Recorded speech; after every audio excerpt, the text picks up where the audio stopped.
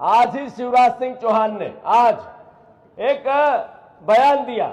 उन्होंने कहा राहुल गांधी झूठ बोलते हैं, राहुल गांधी किसानों को गुमराह करते हैं, राहुल गांधी किसानों से असत्य बातें करते हैं। मैं शिवराज जी से कहना चाहता हूं, शिवराज जी, सबसे बड़े झूठ बोलने का विश्व रिकॉर्ड अगर किसी के नाम है तो शिवराज सिंह चौहान आपके नाम है। आपने डबल इनकम की बात की थी, किसानों की डबल इनकम होने लगी क्या? अरे हाँ या ना? आपने कहा था लाभ का धंधा खेती को बनाऊंगा, किसानों पर 97% कर्ज है, सही या गलत?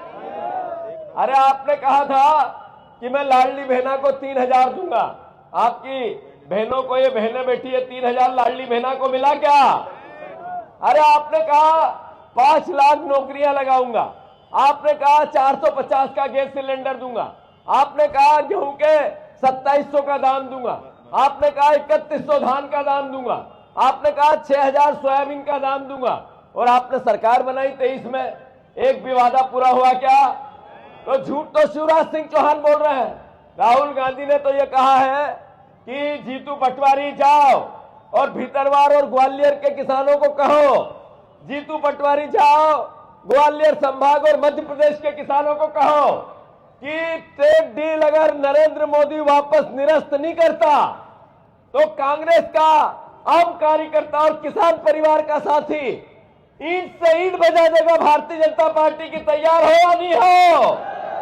मैं आग्रह करता हूं, ये लड़ाई किसानों के हित और अधिकार की है, ये लड़ाई हमारे आने वाले भविष्य की है, खेती की है, ये लड़ाई भारत के कृषि प्रधान व्यवहार की है।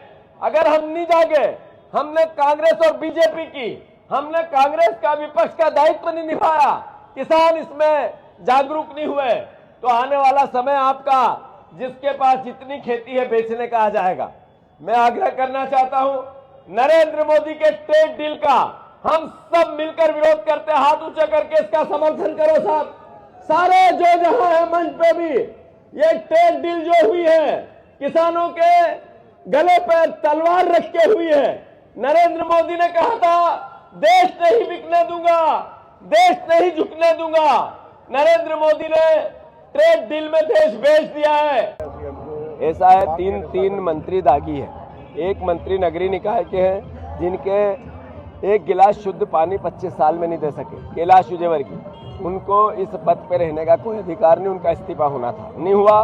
तो हम राज्यपाल जब अभिभाषण देंगे इसका हिसाब पूछेंगे। एक मंत्री है स्वास्थ्य मंत्री राजेंद्र शुक्ला, जिनने 26 बच्चे एक दवाई जिससे जान बचनी थी वो पीकर तड़प के मर गए, सरकार ने जिम्मेवारी नहीं ली।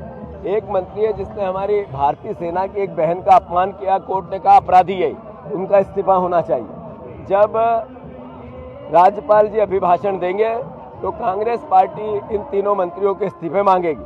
मैं आग्रह करता हूं फिर से आपके माध्यम से मोहन यादव जी से, या तो अभिभाषण के पहले इस्तीफे लो, अन्यथा तैयार रहो, कांग्रेस आपसे हिसाब मांगेगी।